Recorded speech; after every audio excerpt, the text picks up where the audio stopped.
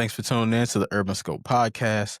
I'm back with another hip hop topic as we do usually here on the Urban Scope podcast. And the other day I seen a post that had a discussion about the best three album trilogy from an artist, hip hop artist. So trilogy meaning just three albums consecutively that they have in a row. It doesn't have to be a three part series like the Carter, like Lil Wayne's the Carter series or anything like that. It just has to be three albums consecutively that they released as a solo artist. So this post had me thinking, and it was very interesting to think about because there are a lot of artists who have great three series trilogies. And some of the best um, I have to run down and take into consideration because it's such a difficult question. Because what are we basing this on? Are we basing this on sales? That's too easy to do. And that's really just too concrete. It has to be something that's subjective. So something, not album sales, but more so in the terms of sonically sounding, how many, the hits, which out projects can you listen to nonstop, still have replay value to them. And that's a big thing. I like replay value because are you making songs for the moment, or are you making projects for the moment, or do you make projects for the future, or you make projects that can last and stand the testament of time? Nas is Illmatic. Nas is It Was Written. Jay-Z's Reasonable Doubt. Snoop's Doggy Style. These projects, you can still listen to them 20, 30, 50 years later, and they still have the same, make you feel the same way, have the same hits, don't sound outdated. These timeless music. And that's what I talked about in the Drake discussion before in my podcast. He's not really making timeless music. So can you make the timeless hits that'll separate you from the other artists? So in consideration, at first I had to consider Jay-Z. Jay-Z has three amazing projects back to back: Reasonable Doubt, In My Lifetime, Volume 1 and 2. Classic hits like Imaginary Players, which just had a resurface after Cardi B just did her own rendition for her album, Am I the Drama? Like uh, hits like Can't Knock the Hustle with Mary J. Blige, The City Is Mine, Hard Knock Life. Great three-run album projects that he put out.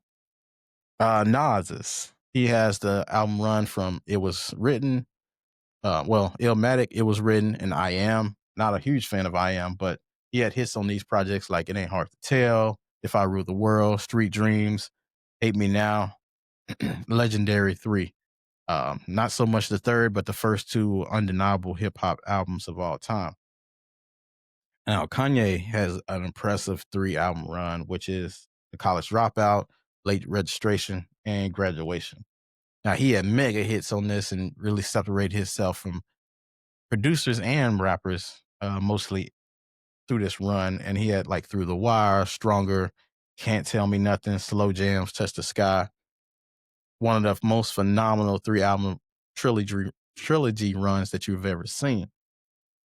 T.I. had to throw him in there because he has the King album. He has the T.I. versus T.I.P. album, which is okay. And then Paper Trail. And he had hits like Big Things Poppin', Swagger Like Us, which was a major hit with Lil Wayne and Jay-Z. Whatever You Like, which is one of the greatest tricking off songs in world history.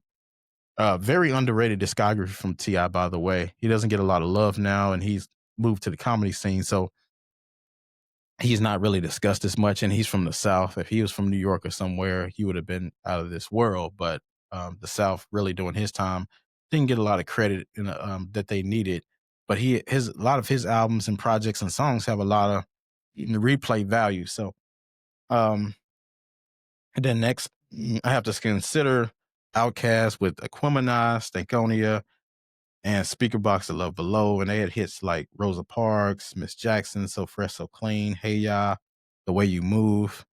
Now, they're the only group that I've added in this mix for trilogy just because you had to put Outkast in there just because of their run and what they mean to hip hop and what they've done as far as accolades wise and being in the Hall of Fame, Rock and Roll Hall of Fame, and all of that and everything that comes with Outkast.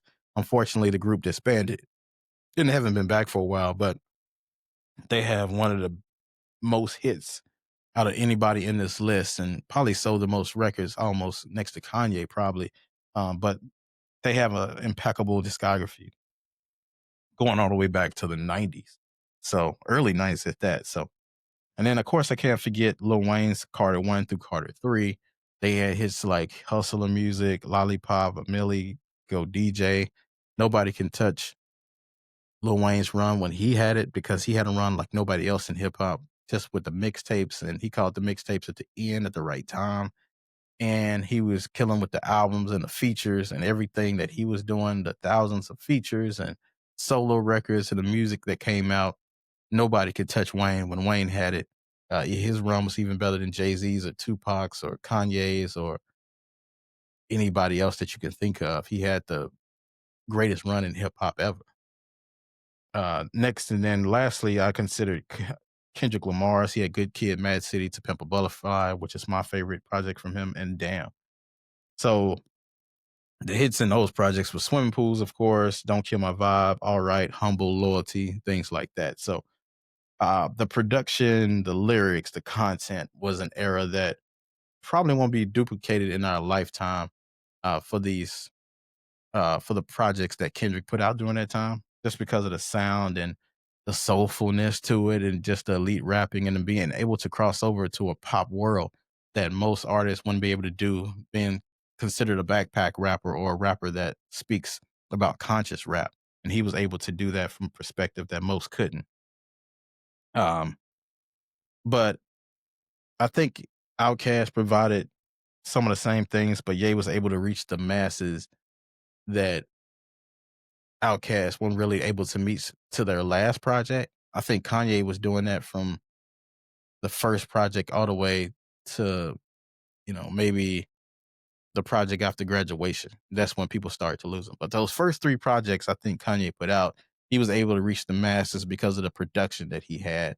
And Outkast was more soulful, they were more conscious. Now, Ye was conscious too on those first three projects, but I just think I would give the edge in this trilogy debate to Kanye just because of the hits and the massive uh, groups of people he was able to bring to hip hop. Even people that didn't love hip hop loved the sound that hip hop that Kanye produced, and they really didn't see it as hip hop. So he was able to make conscious rap popular or make it pop music, and it's very difficult to do without, so to speak, selling out. And he was able to do that in a way where he was still talking about societal issues and still being able to talk about the marginalization of African Americans and things like that back then, while still getting his message out to the masses, to the suburban areas and to the rural areas of America where it's difficult for those hip hop artists to reach because of whether it be biases or it just be plain uh, just a lack of knowledge about.